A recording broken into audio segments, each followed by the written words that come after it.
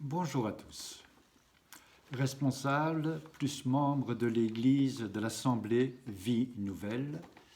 Voilà, j'aimerais me présenter. Je m'appelle Yves Mailleux, je suis pasteur de l'Église Rehoboth et à la demande de vos pasteurs Jean-Yves et Rita, je vais vous présenter un partage sur la fête de Pessah, la fête de Pâques.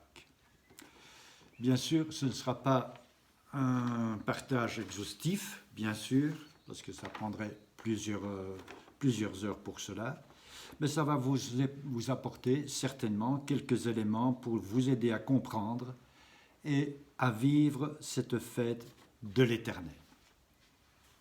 Mon intention aujourd'hui, c'est en cette année 2020, c'est de vivre le Seder de Pessah. Seder, ça veut dire la procédure, la manière de le faire, la célébration, de manière un peu plus en conformité à celle que Yeshua a célébrée et vécue avec ses disciples avant de souffrir.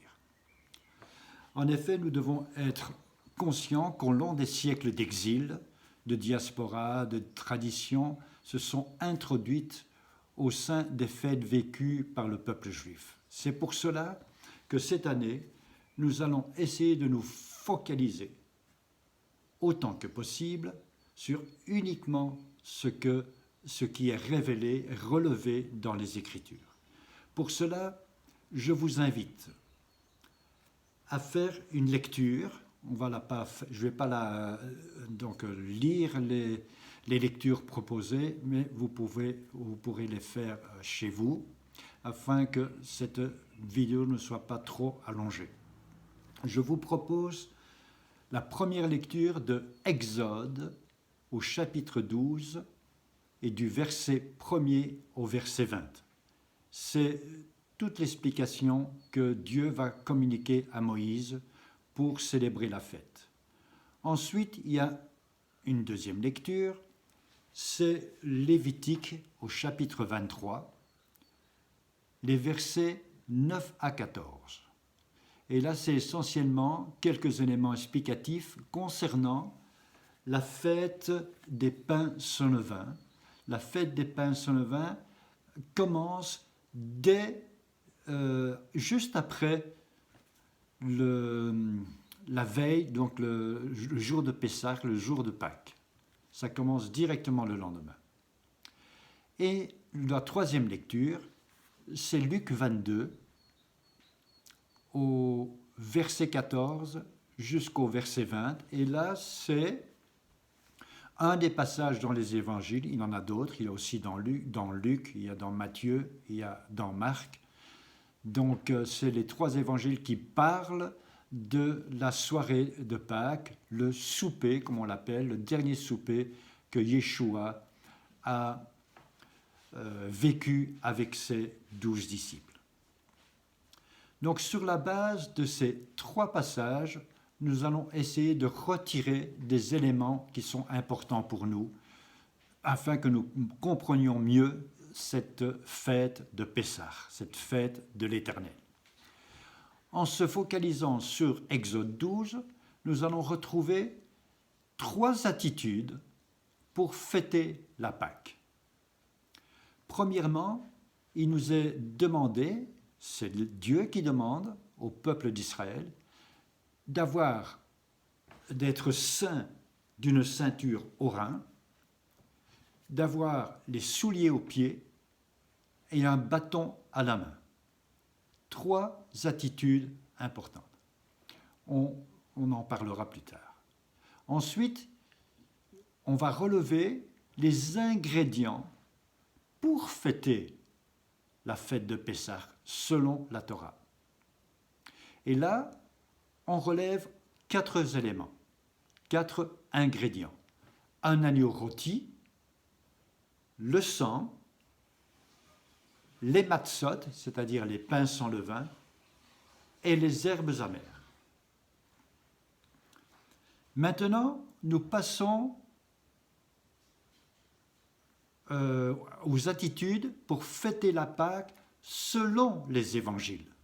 Donc selon ce qui nous est donnés, rapportés au sein des évangiles. Et là, on parle aussi de plusieurs éléments. Comme attitude, il y a préparer un lieu aménagé en vue des préparatifs.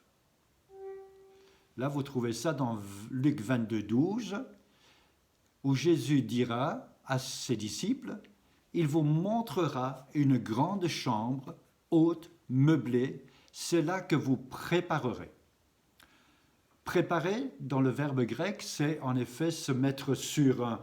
Parce qu'à l'époque, on se couchait, on n'était pas assis sur une chaise, mais on avait comme des genres de divans, de canapés, et on s'étendait comme... C'était l'attitude comme un homme libre. Et ensuite, je vais relever le verbe préparer, qui est relevé dans Luc 22, au chapitre 22, verset 12. Ce mot signifie, bien sûr, préparer, faire des préparatifs, mais ça veut dire aussi envoyer comme une délégation devant les rois qui sont en voyage pour niveler les routes et les rendre praticables. Donc, autrement dit, ici, Jésus est en train de nous dire qu'en préparant la Pâque, nous sommes spirituellement, on est en train de préparer une route pour que le roi des rois, le roi Yeshua, puisse venir et s'installer.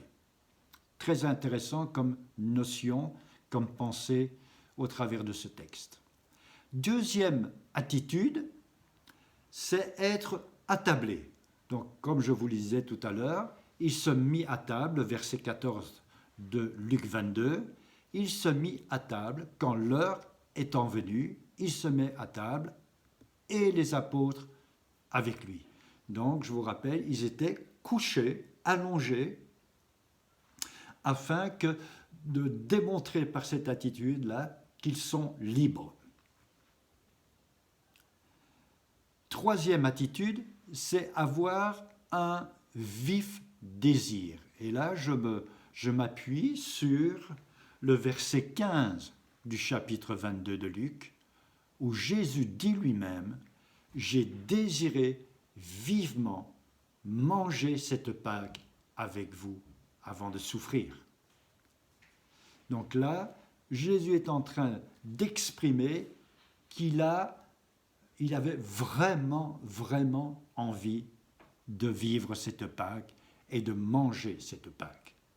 Donc, pour nous aussi, Dieu est en train de nous montrer ici qu'il doit avoir dans nos entrailles, dans nos cœurs, ce vif désir de manger cette Pâque, de célébrer la fête de Pâques comme Dieu nous le demande.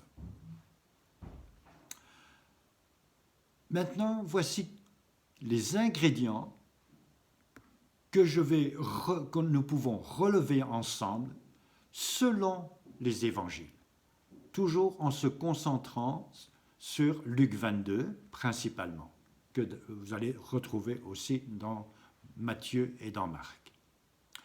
Premièrement, c'est l'agneau rôti, bien entendu, puisque c'est l'agneau de Dieu, c'est l'agneau qui était sacrifié dans Exode 12, préfigure en effet Yeshua. Deuxième ingrédient, ce sont les matzot, c'est la fête des pains sans levain. Là, vous pouvez voir la confirmation, c'est bien écrit au premier verset de Luc 22, c'est dit clairement que c'est la fête des pains sans levain. Troisième ingrédient, c'est le vin, c'est le verset 18, et on parle aussi de coupe ou de verre. Voilà, ça ce sont les 4 ingrédients que nous pouvons relever, mettre en évidence selon les écrits des évangiles. Maintenant, nous allons reprendre les éléments, les attitudes que nous avons relevées dans le chapitre 12 de l'Exode. La première chose que nous avons relevée, c'est la ceinture aux reins, debout avec une ceinture sur les reins. Donc ici, on sait aussi que quand la Bible mentionne l'élément ceinture, il fait référence à la force, à l'autorité. Donc prenons un exemple pour dire cela. Ésaïe 11, au verset 5, nous dit que la justice sera la ceinture de ses flancs et la fidélité ceinture de ses reins.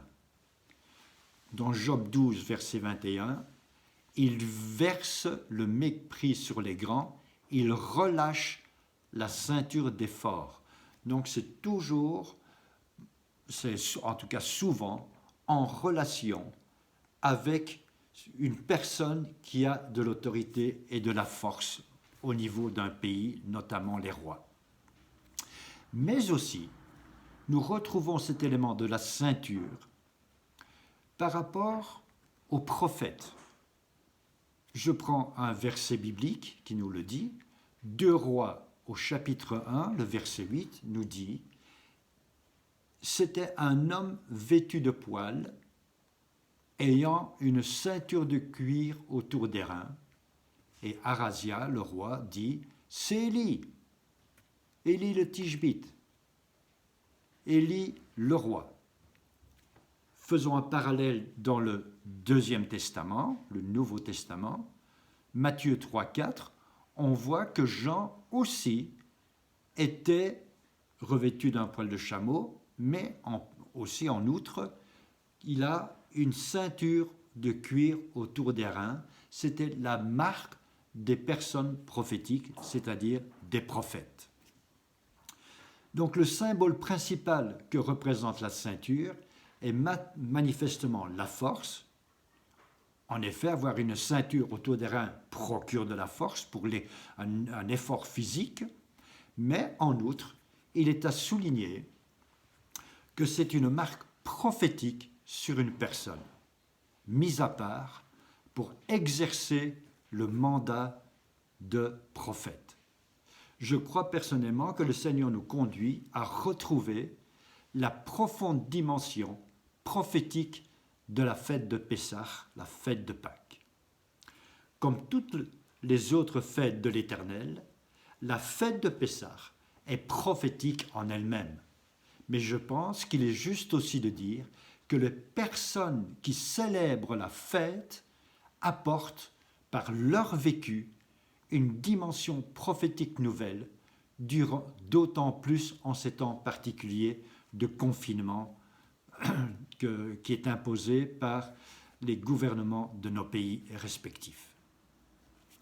Deuxième attitude, Dieu nous demande d'avoir les sandales aux pieds. Vous retrouvez ça dans Exode 12 au verset 11. Quand vous le mangerez, vous aurez vos souliers aux pieds.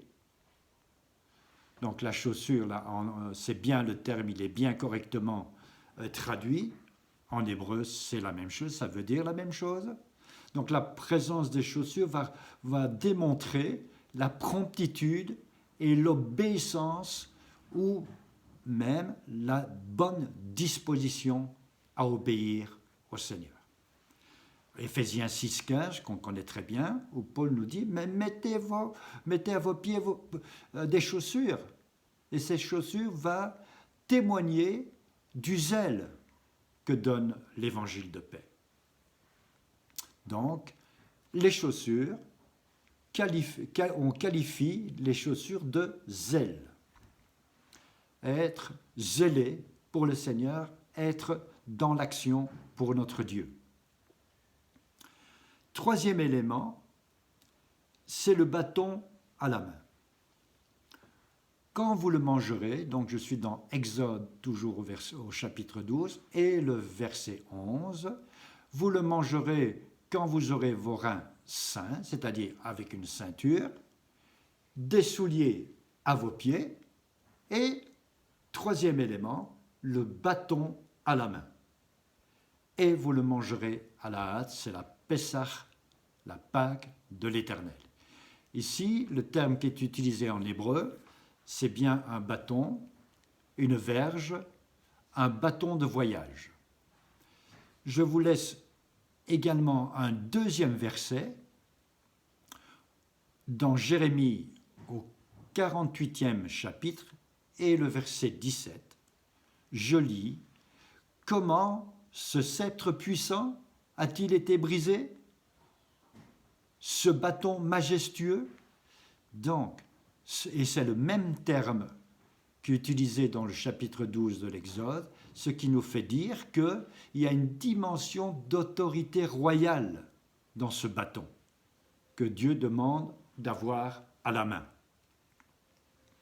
Dans la parole de Dieu, le bâton symbolise la notion de l'autorité que nous avons au travers de notre position en Christ. Et on sait qu'en effet, dans la pensée de Dieu, et il nous le dit d'ailleurs dans le chapitre 1er de l'Apocalypse, que Dieu nous fait roi et sacrificateur, nous avons une autorité assez étonnante et qui nous a été déléguée par Yeshua lui-même. Le quatrième élément, c'est l'agneau rôti, selon toujours Exode 12. Au verset 7, cette fois, et le verset 8, ce sera un agneau sans défaut, mâle, âgé d'1 an, que vous pourrez prendre un agneau ou un chevreau. Verset 8, cette même nuit, on en mangera la chair, rôtie au feu, c'est bien précisé, on le mangera avec des pains sans levain et des herbes amères. Donc ici, c'est un agneau sans défaut, donc il n'y avait pas de défaut corporel, physique, mâle et âgé d'1 an, et on fait tout à fait la comparaison, la similitude avec Yeshua qui est devenu l'agneau de Dieu, sans tache, c'est-à-dire pur, sans péché, mâle évidemment, et aussi rôti, on va utiliser, je me permets d'utiliser ce terme, dans le sens qu'il est passé par la fournaise, par le feu de la fournaise, de l'épreuve, de la souffrance, jusqu'à mourir cloué sur une croix. Ensuite, nous avons le sang. Toujours le verset 7, on prendra, du chapitre 12 de l'Exode, on prendra de son sang. Qu'est-ce qu'on va faire avec ce sang? Le peuple d'Israël, les enfants d'Israël ont dû placer, imbiber les 2 poteaux de leur maison, de leur porte, et le linteau de la porte de leur maison où ils mangeaient la Pâque. Donc le sang en hébreu, ça se dit dam, et ça signifie aussi, ça je vous donne l'information en passant, que ça fait allusion au sang de la vigne, c'est-à-dire au vin. Donc le sang de l'agneau ici a servi de signe, de marque, d'empreinte, de protection, signe de protection pour tout un peuple qui vivait, pour tout le peuple d'Israël qui vivait à Goshen à l'époque. Le sang de l'agneau de Dieu a été répandu à la croix pour nous en vue de la rémission des péchés et de nous procurer une protection puissante, efficace contre l'ennemi, le diable. Un autre élément à retenir, ce sont les pains sans levain qu'on appelle matzot en hébreu. Je vous invite à lire Exode 12, verset 19. Pendant 7 jours, il ne se trouvera point de levain dans vos maisons. Car toute personne qui mangera du pain levé sera retranché de l'assemblée d'Israël, que ce soit un étranger ou un indigène. Alors, le mot ici, traduit en français par pain levé, en hébreu, c'est le mot chametz. Chametz. C'est un verbe qui exprime bien tout ce qui est levé, fermenté. En réalité, ce verbe a aussi un autre sens qui est important à relever aujourd'hui. Il signifie être acerbe, être aigre, être salé, être violent. C'est pour cela que Paul, dans le chapitre 5 du premier livre des Corinthiens, de la première épître aux Corinthiens, il parle du levain, de la malice et de la méchanceté. Ça fait référence au sens aussi de ce mot chametz. Les évangiles nous parlent en effet de l'enseignement des pharisiens et de leur hypocrisie qui sont comparés au levain,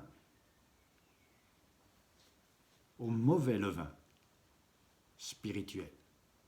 Autrement dit, dans le sens spirituel de cette démarche, c'est tout ce qui est mauvais de comportement doit être éliminé, extrait de nos cœurs et de nos pensées.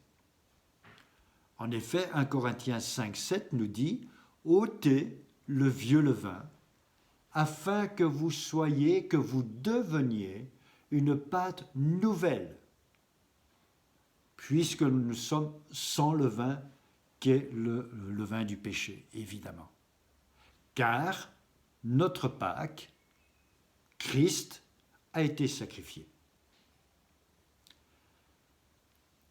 Si l'on inverse les lettres du mot chametz, peut-être que quelques-uns d'entre vous connaissent les lettres hébraïques, je vais vous les mentionner pour ceux qui le connaissent. Alors, il y a 3 lettres pour écrire ce mot levain, chametz en hébreu. C'est la lettre chet, suivie de la lettre mem, suivie de la d'une troisième lettre, tsaadé. Cela donne un autre mot si je l'inverse. Et ça devient le terme, un autre mot assez intéressant qu'on va découvrir ensemble, c'est le mot tsémach. Tsémach veut dire, en français, semence, végétation, fruit.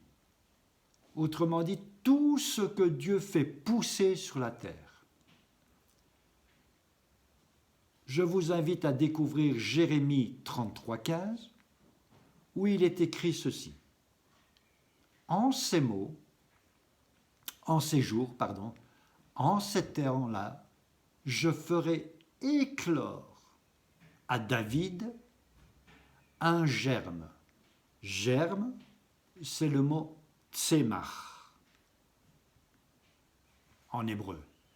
Donc, Dieu est en train de nous dire qu'il va faire éclore, il va faire pousser un tsémach, un germe de justice. C'est le mot tsémach qui est utilisé ici pour germe et pour les mots faire éclore en français dans le texte de Jérémie 33,15.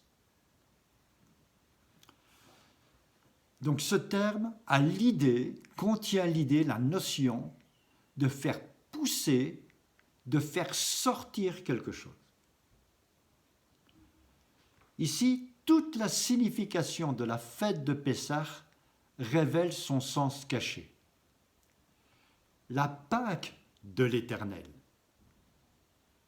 la Pessah de l'Éternel, est la délivrance du peuple de l'esclavage de l'Égypte ou du monde, puisque, en effet, l'Égypte est une préfiguration, fait allusion au monde. Le premier jour, c'est Pessah, c'est Pâques, c'est la délivrance. Le peuple d'Israël est sorti de l'Égypte. Ensuite, viennent 7 jours qu'on appelle les 7 jours de la fête des pains sans levain, où il convient de jeter dehors tout ce qui symbolise la malice, la méchanceté, la colère, la violence dans nos cœurs et dans nos pensées, afin que la semence de la parole de Dieu, c'est-à-dire Yeshua, puisse germer dans nos cœurs et dans nos vies, et faire ainsi germer, pousser un fruit de justice et de paix et de grâce. Pessah est donc bien la fête de la délivrance, mais aussi de la renaissance spirituelle.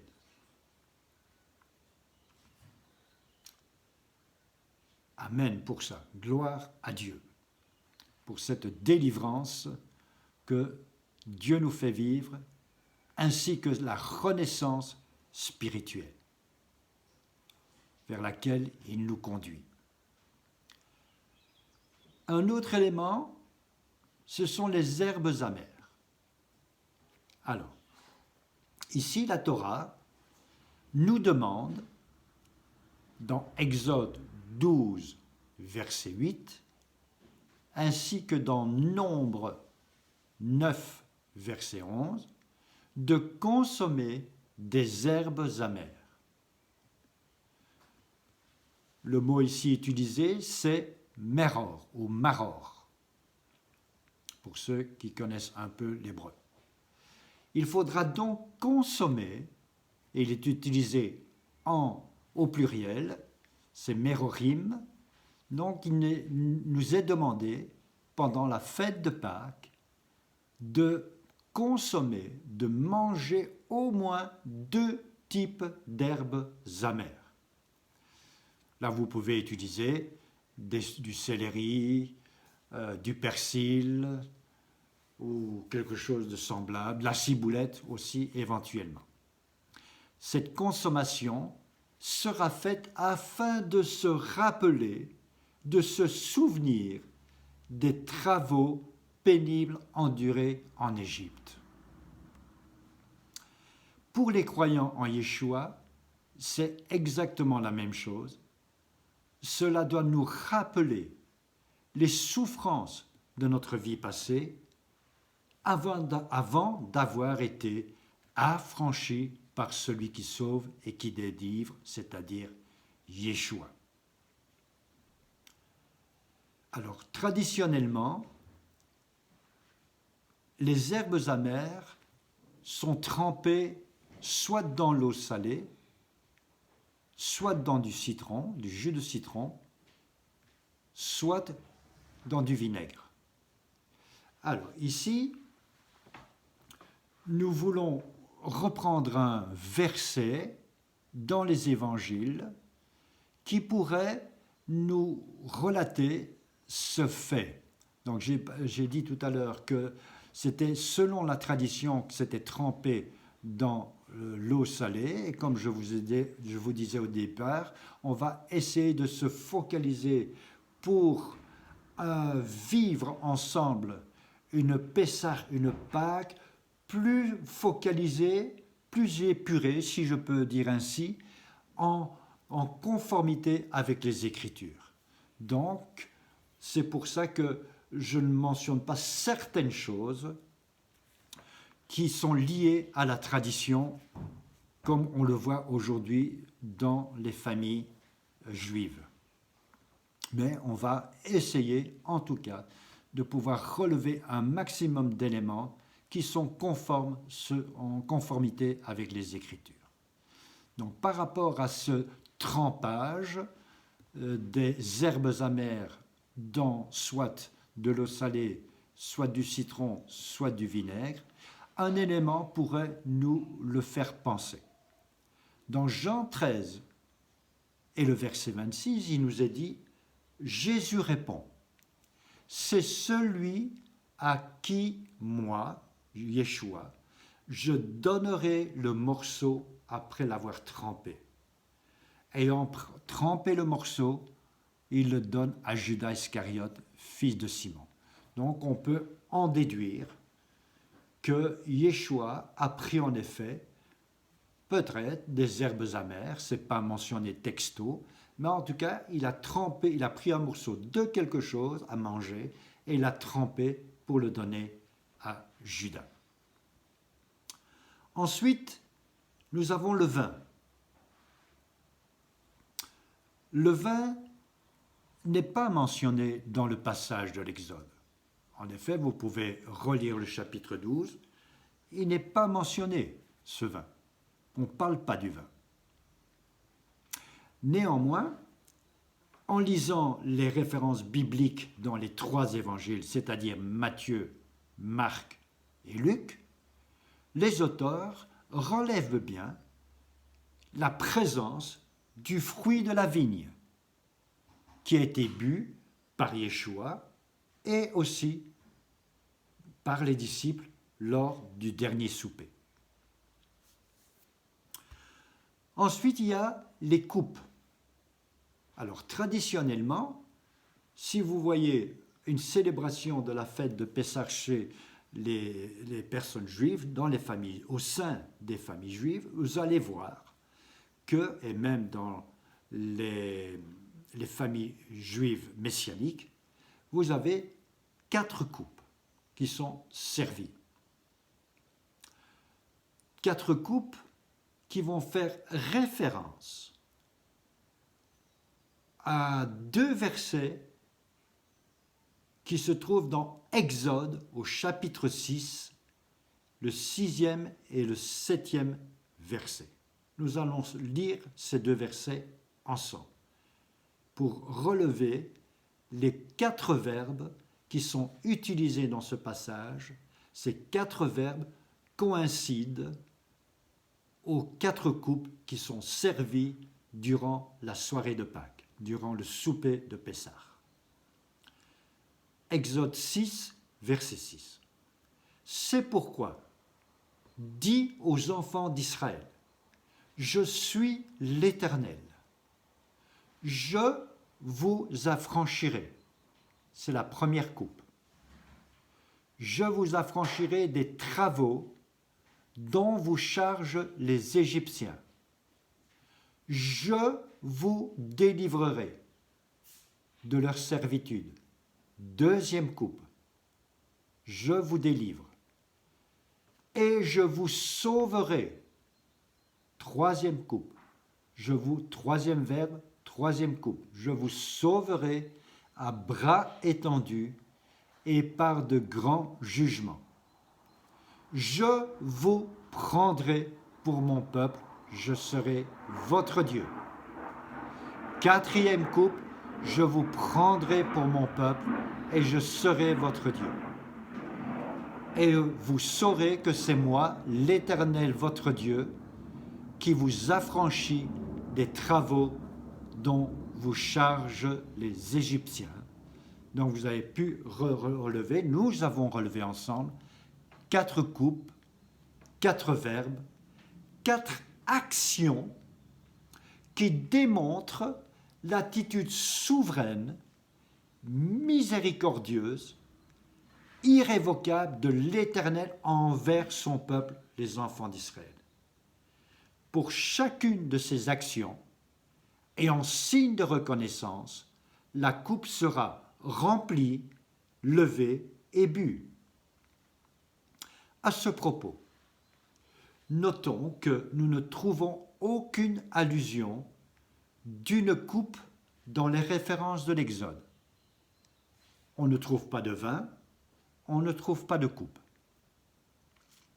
Cependant, dans l'évangile de Luc, l'auteur va relever deux éléments qui pourraient nous le faire supposer qu'il y a bien des coupes et du vin. Luc 22, verset 17. Que nous dit ce verset?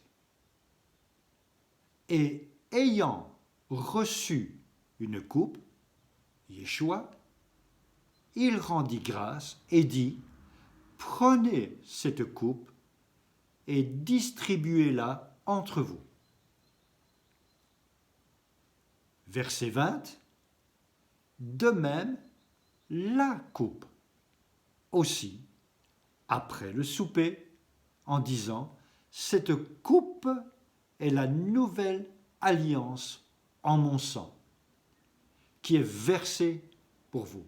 Donc vous avez bien remarqué, au verset 17, il est écrit une coupe, comme si c'était d'un ensemble. Et ensuite, au verset 20, il parle de la coupe, comme si c'était une coupe plus marquée, différente des autres. Et celle-là, elle va être prise par Yeshua pour marquer un fait important, que cette coupe-là, elle est particulière, elle préfigurait déjà, alors que le peuple d'Israël a vécu des dizaines, des centaines de fois cette Pâque chaque année, depuis l'Exode, il est en train de dire là une révolution. Il va dire, mais cette coupe que vous avez prise chaque année, eh bien c'est maintenant, elle est accomplie, c'est pour préfigurer, pour dire clairement qu'il y a une nouvelle alliance qui est scellée à partir de maintenant, c'est-à-dire au moment où Yeshua va la prendre et la distribuer à ses disciples. Un autre élément de cette fête de Pâques, cette fête de Pessah.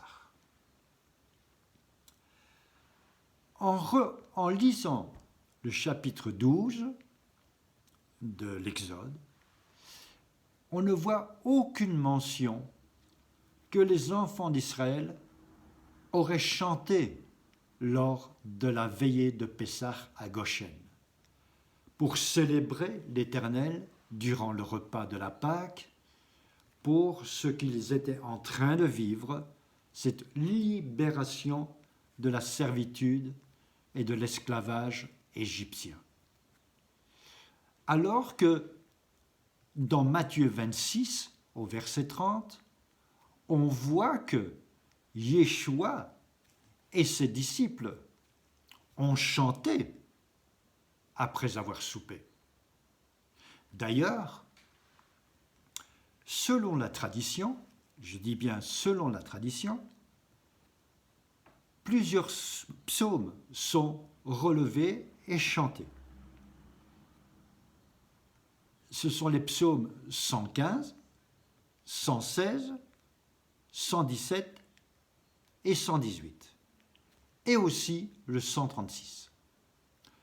Pour rappel et pour information, sachons que le rituel liturgique de la fête de Pessah a été définitivement fixé qu'au XIIe siècle de notre ère, au moins.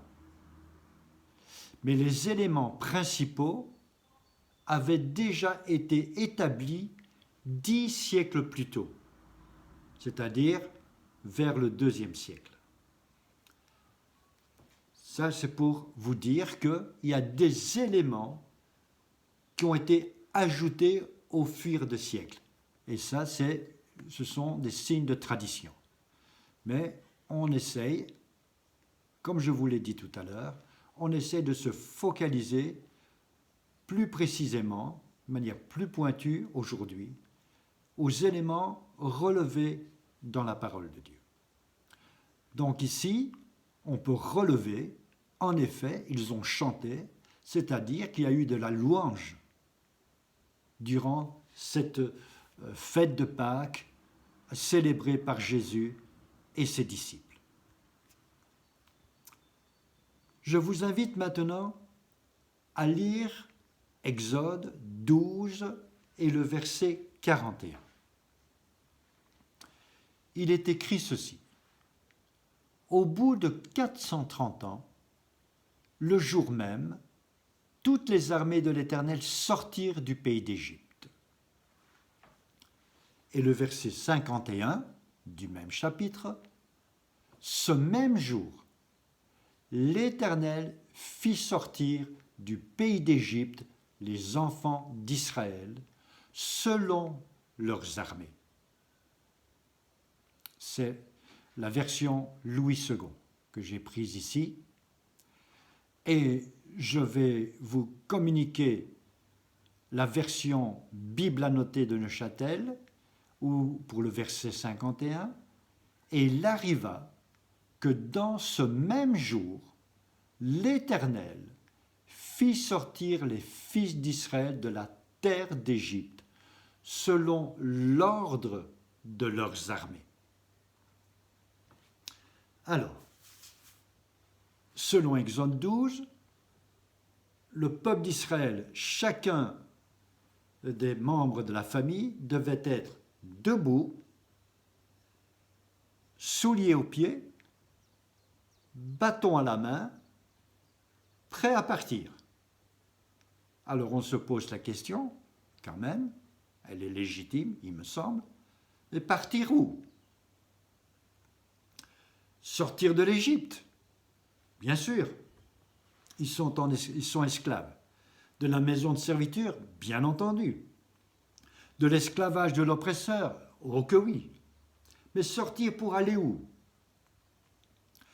La sortie d'Égypte avait pour objectif la destination finale de la terre promise.